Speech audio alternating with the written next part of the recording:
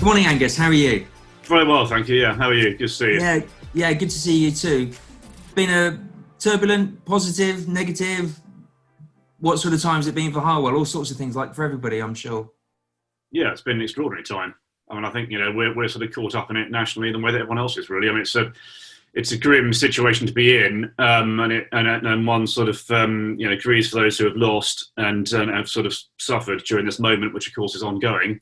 Rather boringly, but similarly, I'm hugely proud of all the people at Harwell that have risen to the challenge, and it is a challenge, and we will overcome it, and we will get through it, and there will be a whole load of pivot sort of points and kind of new modus operandi that flow out of the last 9 months, and what will probably be the last sort of 6 months of kind of sort of fighting through it all, I expect. Yeah, I'm sure we'll come on to some interesting ideas that you've got going forward for Harwell. But just looking at your contribution, I suppose, to COVID and what you as an organisation and the companies on site have done, maybe you could just give us some highlights of what's happened on site. Yeah, so the Harwell people have been pretty front and centre, both nationally and internationally. I mean, we're sort of, we flow all the way through the strategic activity to sort of very local, regional things as well. But I'll just start with the kind of the top level strategic stuff. So when China had to start shutting down their own synchrotrons, the Diamond Light synchrotron at Harwell, which, as you know, generates a light 10 billion times brighter than the sun, took on, as part of the moonshot work, the structural biology interrogation of SARS-CoV-2. So they've been doing, in particular, that structural biology, they've been doing a kind of a cryo slice and view electron microscopy of the structure of the virus to probe for weaknesses. And that data has been shared on an international basis to all the scientists trying to work out how to defeat the virus, both with vaccines and therapies. So Diamond Light's also been front and centre. And they're still whirring away now. I mean, they're liaising with Sarah Gilbert's team and the Jenner Institute, but also all the vaccines guys and lots of drugs companies all over the world, sort of pushing data backwards and forwards. They've also been liaising pretty heavily with the SDFC Central Laser Facility. We've got an Octopus laser team that have been doing a lot of work on the protein structure of how the virus invades cells as well. The Rosalind Franklin Institute have been, they mobilised very quickly. They sort of set up all their own hygiene points and kind of got their lab up and running straight away, like Diamond, with new protocols for working. And they've got a llama antibodies therapy that is in clinical, about to go into clinical trials. It's already been sort of through the lab trials, and it seems pretty effective at overcoming the virus when you've actually got it, which is fantastic. So that's been happening. There are a series of others. Oxford Nanopore's been in the news a huge amount. They mobilised very early as well. They had their own testing, MinIONs and Lampores and others out in China early on, but throughout the whole world, tracking the spread of the virus, but also whether it's mutating or not. And then they've been, as reported in the news, front and centre, after the invitation from government for Nanopore to help them develop new testing capabilities. So they've been sort of busy on campus all the way through, pretty much. ResNed have been adjusting their sleep apnea technology for both instructing people how to make better ventilators, but also actually manufacturing some of the key parts. I think some leak pores or something that needed to be produced that they've been manufacturing at pace. We've had kind of virtual training for the use of ventilator kit delivered by people in RAL space. There's just been an absolute stack of it. And then we've got Medical Research Council doing work. We've got Public Health England on campus as well. So it's not just the guys in Porton Down, but also some guys at Harwell have been pitching in to help with the Public Health England push. So there's a whole series of people who have been fighting this thing. And then what's been in the perhaps sort of uppermost in the public's mind for quite some months now is this thought of the vaccine. And Harwell already had a project sent to it last summer to create the Vaccines Manufacturing Innovation Centre. And some of us liaised with government during the first few weeks of this pandemic, and we've more than tripled the budget for that centre now. We're building it under national emergency powers. It'll be kind of ready in the summer. But importantly, ignoring the fact that we've accelerated the build, the capacity of this centre has been hugely increased, so that rather than doing kind of a few million doses of vaccine manufacturing in small batches, we're now capable of manufacturing about 70 million doses in about 5 or 6 months, which is hugely impressive. And I think a lot of what we're doing, and a lot of what I've just sort of mentioned in my narrative, is in fact going to set us up far better for the future in terms of our sovereign resilience to not just SARS-CoV-2, but other viruses and other zoological threats that we might come across in the future. Because the boring reality for us all is that we need to be more robust in our defence mechanisms, and we need to surmount these challenges more quickly than we have done in this case, because we will keep getting them. The global population is increasing at a huge rate. We are going to consistently creep into these kind of wilder areas and inherit these zoological problems, and we've got to have the means to defeat them, which we will have. Wow. A fair bit going on. I mean, that's the short summary. There's a lot more. In sort of research and dealing with your colleagues prior to the interview, I knew there was a lot going on, but it's impressive. I mean, talking to a lot of, I know you're not necessarily a large employer yourselves. You have 6,000 employees on site from the various organisations that are at Harwell. And talking to some of the larger employers, and you're talking about mobilising. I think you mentioned the word mobilising with Nanopore. I asked them if they'd had sort of 10 years notice about this coming, how long would it taken them to have sort of geared up to, staff working from home, etc. They were saying anything from 6 months to 2 years, really. I mean, the speed with which your guys on site have moved must have been frightening at times. It was bristling quick. So the Rosalind Franklin Institute guys made up their own sort of hygiene solutions and put up their own hygiene points. I mean, the Diamond guys were hyper organised very quickly. I was fortunate that we had my COO, Cliff Dare, who's a Lieutenant Colonel of the Royal Marines, ready to go on VMIC already. And he's brought some sort of robustness and perhaps a sort of slightly kind of military approach to how he's kind of coordinated things. But we've had, lots of great collaboration and engagement from all sorts of stakeholders. So the local planning authority, the Vale of Whitehorse District Council, let us crack on with VMIC without planning consent. Everyone's actually, as you're perhaps implying, sort of dusted themselves down and slightly kind of put formal protocols to one side and cracked on very, very briskly. And we physically on campus, in the first week or two, when particularly the national lockdown happened, I mean, we were already in our own office putting up sort of new fit out and screens and hygiene points and better signage across the whole campus and various other things. But, we were very ready in terms of facilities management and operations, so that when we had 1 or 2 cases inside buildings, we did deep biological cleans with people with full sort of hazard suits coming in to clean whole buildings.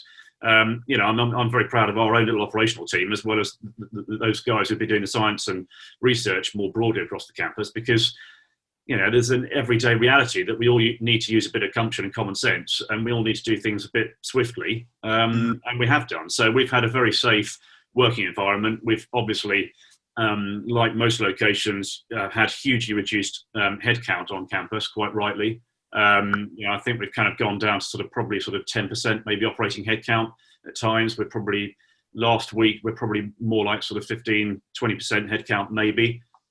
Clearly from sort of Thursday, it'll be a lower headcount again. But we're fairly technologically enabled, so that actually not only the easier kind of working from home scenarios have played out okay, but also actually a lot of the science has been conducted autonomously. So the Diamond Light synchrotron has been operating with tens of people inside it rather than hundreds of people, because a lot of it can be done with robotics remotely and shared internationally. So we haven't I wouldn't say we've struggled too much technologically or kind of physically. I think what we've probably confronted as a kind of group of thousands of people quite a lot more regularly than would have done otherwise is how do you lead people and how do you actually kind of do the pastoral kind of wellness piece. So we invested quite a lot of energy on that inside my own team, but also sort of spreading that sort of message and some sort of wayfinding out in the campus community more broadly, because I think that is a lot tougher. It's not just a collaboration piece. It's it's people feeling a bit kind of isolated and stuck and wrestling with problems, and also feeling stressed because Zooms are non-stop and people get a bit bombed out with it all.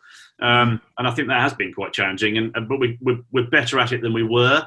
But yeah, I think wellness is going to be quite a big topic, not just in terms of not getting another virus, but actually what is the work life balance, and how do we re-establish a different ratio now of virtual to actual working, because it clearly is not going to go back to what it was before. Neither should it. Yeah, it's unlikely it will do, obviously. I mean, my next question was, lessons learned from COVID, but I mean, it sounds operationally as though with all the organisations sort of kicking in the same direction, that you're not saying you're ahead of the curve, but obviously, with the missing link of a vaccine, you're obviously doing everything that you can in the right direction. But maybe the lessons, and you also referenced that it will be, like this going forward with other challenges in the future. But maybe lessons learned, it is that wellness piece for you, where you're seeing the implications of working from home, etc. I mean, that's obviously a huge area of concern for everybody going forward. Yeah, I mean, I think there's a sort of global, and I referenced it before, the sort of zoological threats and sovereign resilience piece that the UK, and the world need to think about pretty robustly.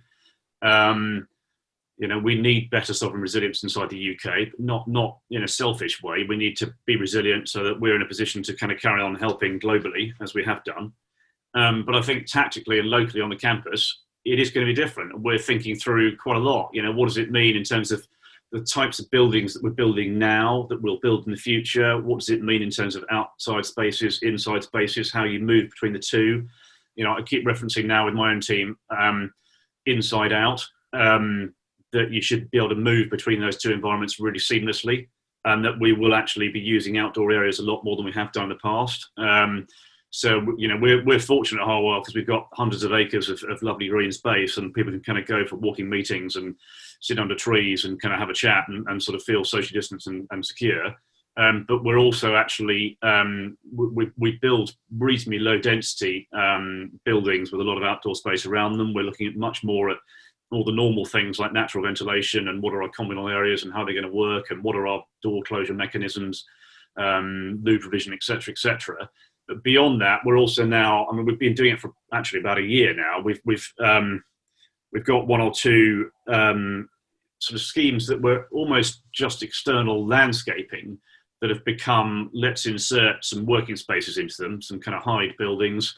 We're looking at repurposing a wonderful large ground station satellite dish that was in operational use until quite recently, to make it part of an outdoor amphitheatre with covered spaces and audio visual as well, so that we can actually have event space outside in front of one of our conference centres that's being constructed next year. So we're trying to kind of commingle kind of indoor and outdoor spaces a lot more in terms of our master planning and our development packages as well, because I think that'll be kind of the normal. And I think if you have the ability to kind of broadcast inside and indeed outside from places like Harwell, that's additive, because we are going to have now collaboration and other networking events, and of course you guys are steeped in this, that are much more of a polished, complete meshing together of actual and virtual. So we all need to kind of get our kind of audio visual and our kind of tools and our ways of working sharpened a bit for that, because that's what we're going to do. The irony of now, perhaps it's not an irony, but the one of the interesting things I think that will flow out of this is that we will all be operating in our sort of everyday lives very locally. We'll go to the farm shop and we'll drop our kids at school, and we'll kind of consume food that's grown more locally, and probably, maybe sort of be a bit more sovereign and locally resilient in lots of ways. But, as I am now, we'll sort of go back to our little office, and then we'll have a Zoom call kind of to you guys over there, or as I am later on today, we'll be speaking on Zoom to the US, and that will just become a completely normal thing on a permanent basis, in a way that for some of us it's now become pretty normal during the last sort of 9 months. I used to hop on a plane a lot. Now I don't bother, because why would I? And even if you can do, you probably won't.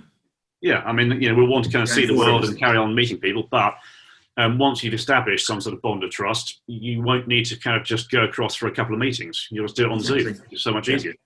Time consuming. And you're talking about these great sort of innovations on site. I suppose all that ties in with your living lab idea as well, where you're inviting companies on campus to sort of showcase various ideas and see the sort of the behavioural sort of engagement of people on site with those innovations as well.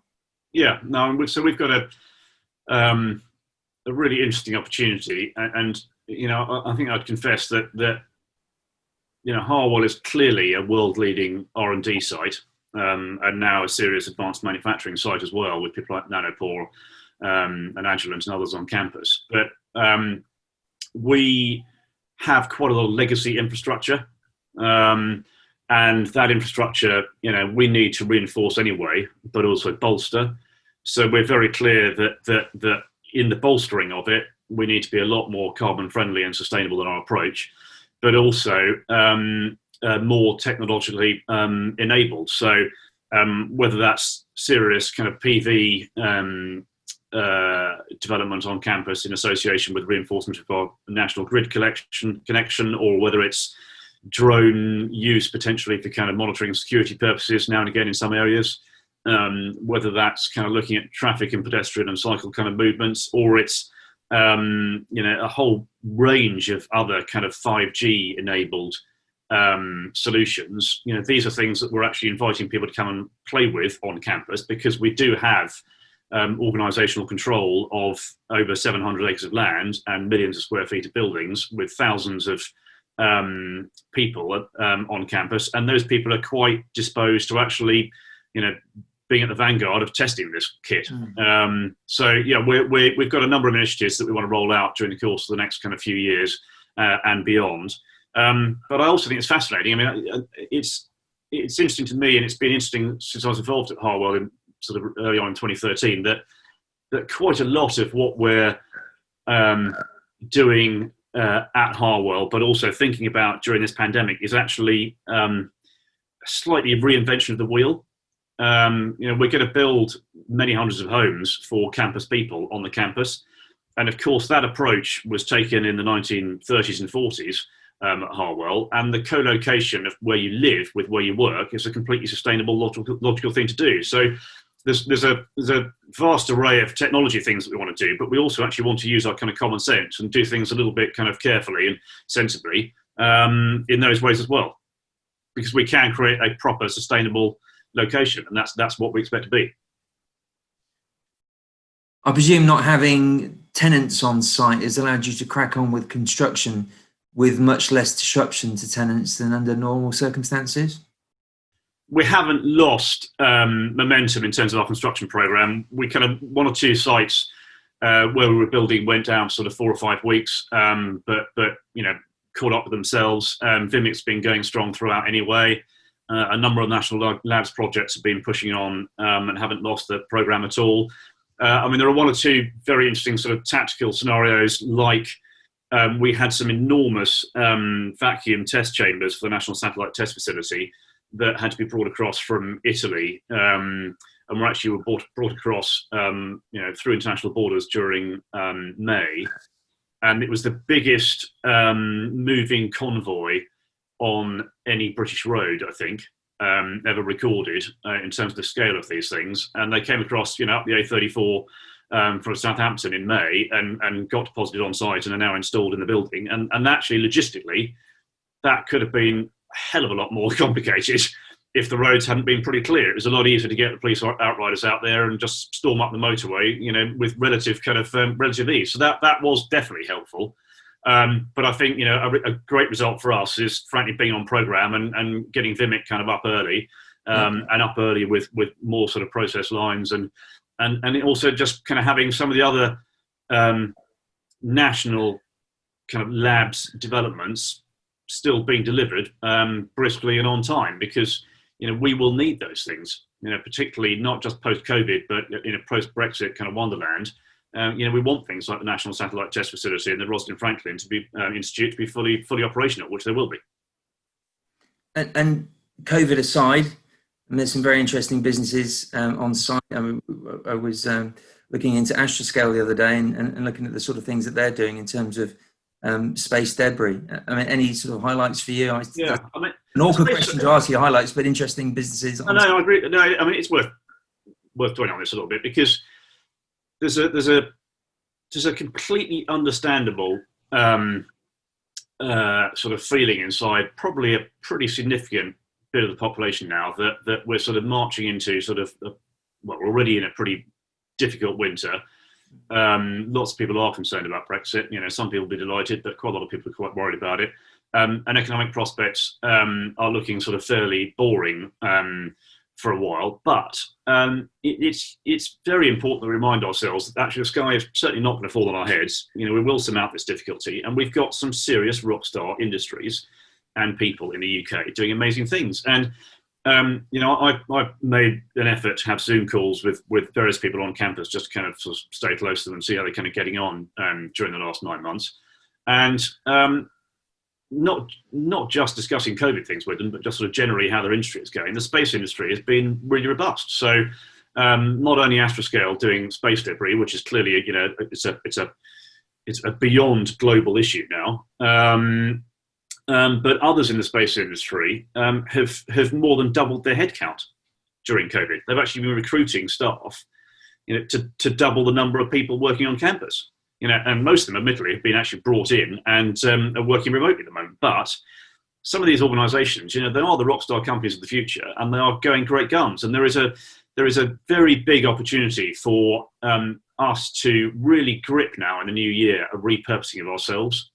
You know, we can actually pivot into industries that we are excellent or have excellent track records inside already, like small satellites or CubeSats.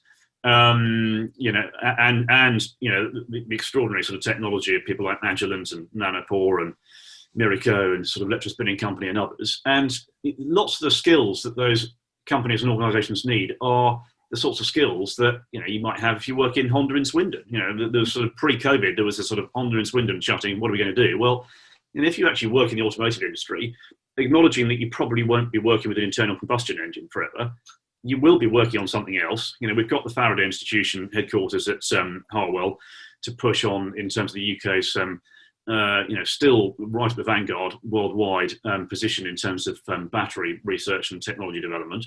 You know, we've got the skill set. You know, you can be repurposed and reskilled and have a wonderful, rewarding career doing something that's just slightly different from what you were doing. You know, rather than making a bit of a car, you might be making a bit of space hardware. Why not, though? It's completely available to people. And I rather hope, and some of us are talking to government a little bit about this, that sort of come the new year, and perhaps sort of particularly later in the new year, when we've kind of really sort of shaken this thing off properly, that we have a bigger national scale kind of campaign or a debate about what the knowledge economy in the UK actually is. Because it's not all about being a STEM person or a STEM qualified person. If you know, work in marketing or the law or accountancy, or, you know, you're in an FM sort of facility support role, or, you know, you're in catering or the hospitality industry, you know, there will be pivot. You know, you will not necessarily want to have your coffee shop in the high street if the high street is not as busy as it was. But, you know, we definitely want more coffee shops at Harwell, because there's still going to be thousands of people there. And picking up kind of where these kind of knowledge economy kind of themes are, and how they can be sort of reinvigorated and grown even more than they have done for the last sort of 5 or 6 years, it's going to be really economically pivotal to getting a recovery. Yeah, sorry, I'm rambling slightly, but I mean, I do think there's a lot to be cheery and optimistic about, and we've got, you know, we've leapt forward in terms of some of our ways of working, and also some of our technologies by, you know, leaps and bounds during the last 9 months. We've also remembered how to do things quickly, just generally, rather than slowly. And I'm making a slightly sort of, you know, slightly sort of an Angus political point possibly, but I do think we've nationally become a bit too process driven, and we've lost our capacity for moving at pace. And I rather hope that we'll kind of remember how quickly we could do things during this period, and we'll do things fast again, because, you know, the world operates faster now, and so should we.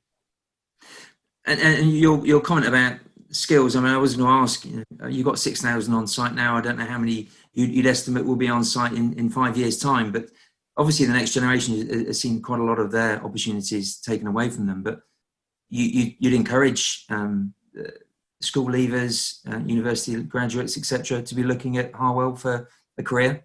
Yeah, and I'd say, we're a national and international scale community, and we are, important on a global. And we say we relate kind of locally, regionally, nationally, and internationally, because we do. And I would say, use this as a resource. I mean, even if you live in Scotland or, Northern Wales or somewhere very sort of geographically kind of remote from us in terms of hours of travelling to get to us, still use this actually as a resource and as a community. You can go to the website, you can see what sort of organisations are thriving at the moment, and you may be able to work for those organisations. But even if you can't, there's a lot of wayfinding at harwellcampus.com and harwellhub.com into the knowledge economy, and you can start to assimilate where the more rewarding, profitable kind of career opportunities might be for you. It is going to be different going forward, and that's quite right too. You could argue that we're almost entering some sort of post-industrial age for things like sort of food production and various other industries, and we will see a movement away, I think, probably, inevitably now. I don't know if it's right or wrong, but I think it's inevitable that we will see a reduction in the proportion of our economy that's accounted for by financial services and one or two things that are sort of legacy second half of the 20th century. And because we are already 20 years into the 21st century, it is a different moment. The next generation will solve the things that we can't solve now, and they will do things in a different way. But peering into Harwell and one or two other places, those guys at school and coming out of university or kind of coming out of apprenticeships or whatever can grip a bit better. Where's probably the best sort of, or the sort of the richest vein of activity. Well, fascinating hearing from you, Angus, and I really appreciate you joining us. It's obviously an incredibly busy time for you. Wish you all our best for the future, and hopefully we'll catch up again in the not too distant future. Thank you. No, thanks. No, it's been good to talk to you. And if anyone's interested in learning more about what Harwell has been doing during the last kind of year and what we plan to do next and kind of who we are and where we are, then do please visit harwellcampus.com.